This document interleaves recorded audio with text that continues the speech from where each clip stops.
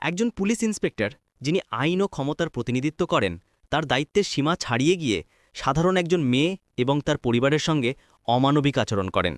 কিন্তু তার এই দুর্ব্যবহারই একদিন তাকে এমন একটি পরিস্থিতিতে ফেলে দেয়, যেখানে শুধু তার ব্যক্তিগত সম্মানই নয়, পুরো প্রশাসনিক ব্যবস্থা এবং সমাজের এক অংশ কাঁপিয়ে ওঠে।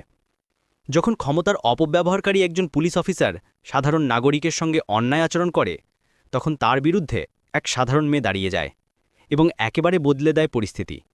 এই ঘটনাটি শুধু একটি পরিবার নয়, পুরো রাজ্যকেই এক নতুন পথে চালিত করে।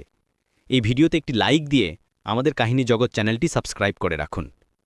একটি রোদেলা সকাল ছিল। বাজারের এক কোণে রফিক ও জাহানারা বসে তাদের সবজি বিক্রি করছিলেন। তারা ভালোভাবেই তাদের কাজ চালিয়ে যাচ্ছিলেন, কিন্তু তাদের মুখে যে একটা অস্বস্তি ছিল, তা তাদের কাছে এক ধরনের অভ্যস্ততা হয়ে দাঁড়িয়েছিল। রফিক প্রতিদিন সকালে বাজারে গিয়ে সবজি বিক্রি করতেন, আর জাহানারা পাশে বসে তার কাজে